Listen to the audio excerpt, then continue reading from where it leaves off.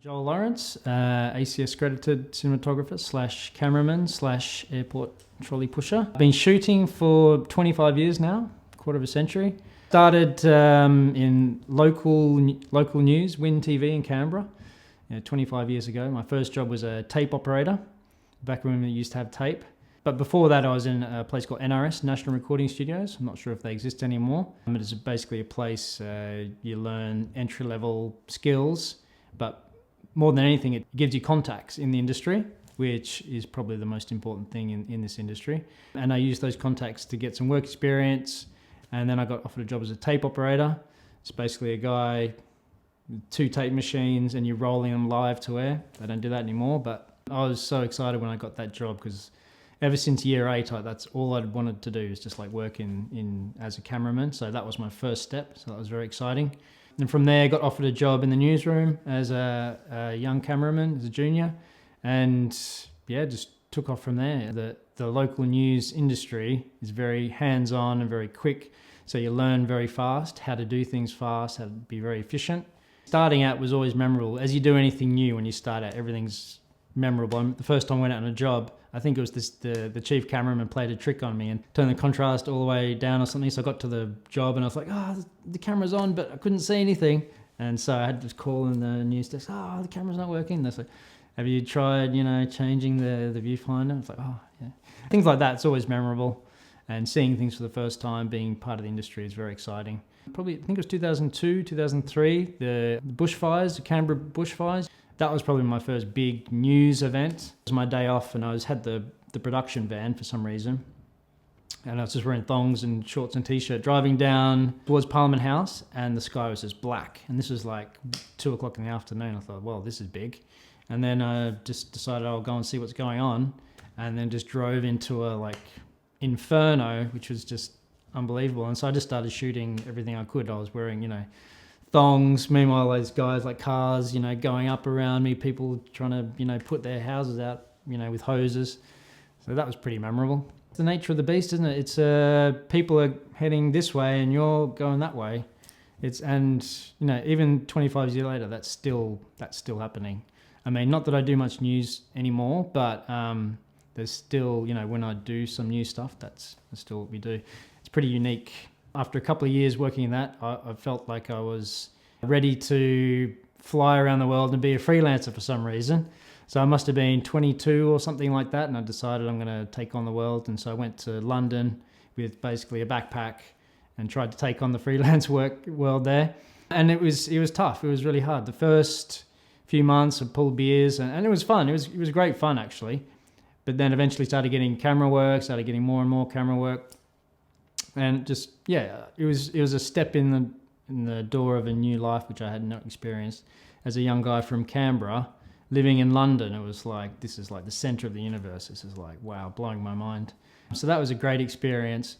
I didn't have huge success there, but it was enough to get the experience I wanted and get some new opportunities and try some new things. And then I was offered a job back home. My visa was only going to last 2 years anyway, so I decided to take another job back at home, which sounded like a great job, shooting travel shows and fishing shows and traveling around Australia and the world doing that. So I came home to do that. Back with Win, where I started, but this time was more in the production side of things. So basically it was shooting, a travel show, fishing show, and doing commercials, like local commercials and some national commercials. It was another great step up, away from news to get more hands-on with lighting. Yeah, so I thought that was a good opportunity. And that was good, it was a great first step in production, doing local commercials for the zoo and Canberra Milk and, stuff like that. But there's a travel show, destinations and Fishing Australia. It was just good fun, and it was a great way to travel because, as a young person, you just want to travel. And so, working on those shows was a great experience as well. Did that for a couple of years, and then I sort of hungered more for more travel and to do the freelance thing again. So I moved to Brisbane, where I was sort of born in that area, and started freelancing. And from day one, started getting work, and it never stopped. So Brisbane was great for me. It was a lot of local news to begin with. Started off doing, local news, Channel 7, working for all the networks, did a bit more production stuff. and then was doing some more overseas stuff. Started doing some freelance for Al Jazeera with their 101 East program. So that's how I got my foot in the door for my next, move. Got itchy feet again, so then decided I wanted to travel the world. So was then offered a job with Al Jazeera, who I'd done some freelance work for. They were starting up a bureau in Seoul, which was another new experience for me, getting the chance to set up a bureau how I wanted, get the kit I wanted, and work with some really talented correspondence producers there. It's what I'd always wanted to do. I just wanted to get out of Australia, So Al Jazeera offered me a great job, and they were going to pay for me to go there and put me up, and I thought, this is perfect. So I went there, and I just loved it. It was great, just being immersed in a different culture, and at that stage when I went to Seoul, foreigners weren't really very big there. So you'd walk down the street and Koreans would take photos of me. It was pretty strange, but it was awesome. The stories there were really interesting. Northeast Asia is just a really interesting part of the world.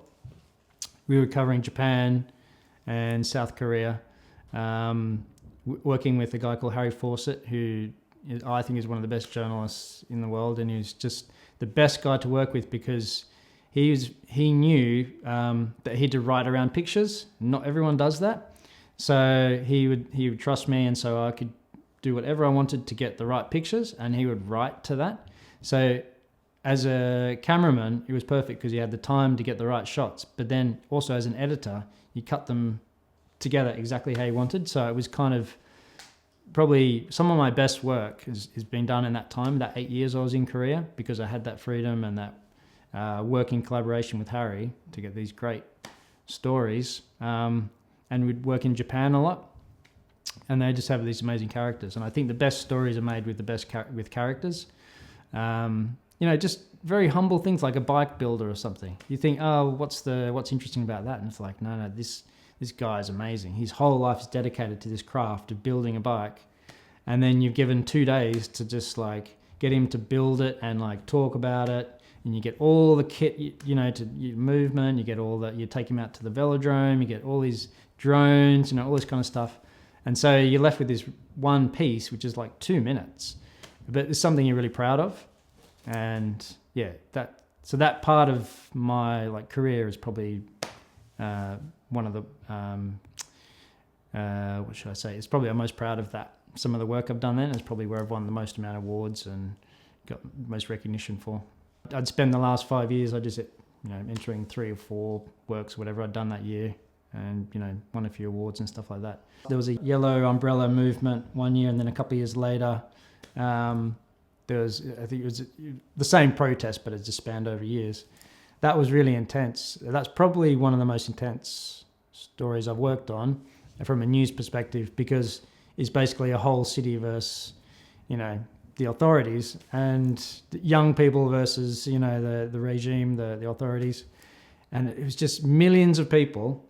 If you think of the harshest conditions you can think of, and then throw in millions of people, getting tear gassed, getting shot at, just 40-degree temperatures, 100% humidity, working from morning till night, and then editing until about 4 a.m. doing that for a few days in a row.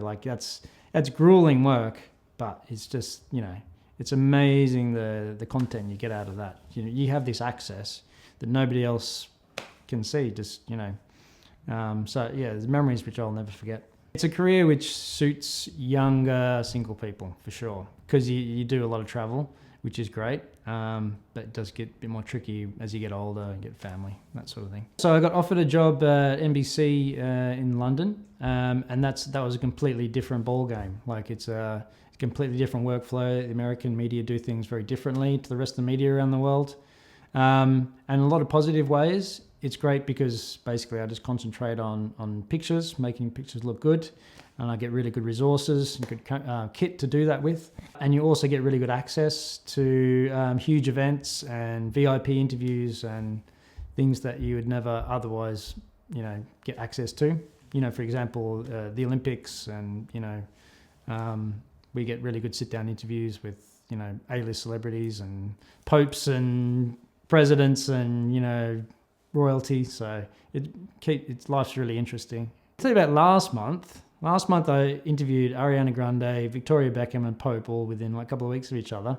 I spent Thanksgiving at the Pope's summer residence. I went back and forth to Europe probably, a few times. But every month is different, but that just happened to be that month. But yeah, you do everything from, the poorest of the poor and the slums in the Philippines to, having a Thanksgiving roast at the Pope's summer residence, or, doing like a court, something legal related, sitting outside of Buckingham Palace or the court in the pouring rain. And then, you're at Dumfries House in Scotland interviewing the Queen, that's within days of each other. So it's a bit of everything. Sometimes if we're shooting a VIP interview or something, they'll fly in guys from the US, or there'll be a couple of us from London, and we might have up to 8 cameras sometimes. And so we just put them, we work together, and we spend, sometimes 5 or 6 hours setting up these cameras and lights to get just for one interview. But that's great fun as well. Collaboration is like, it's the best because you're learning and you're sort of, you're having fun. It's great. My first day of work experience with Robbo was with an LDK90, wooden tripod, pouring rain, and Robbo said, put the camera on the tripod. So I did that, tightened them up. But as we all know, the old wooden tripod's not so good in the wet.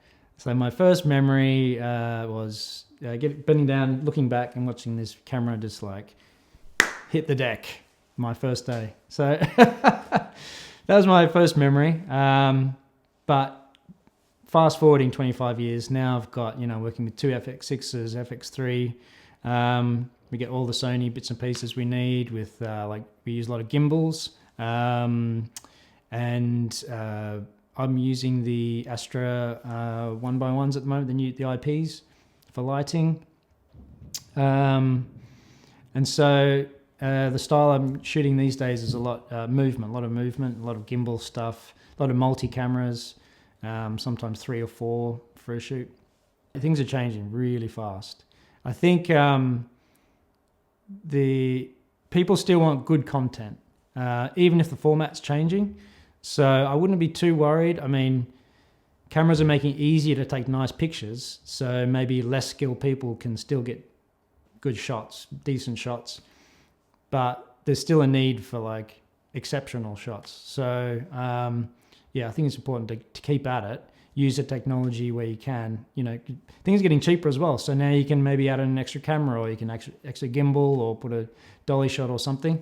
So my advice is like keep up with the technology.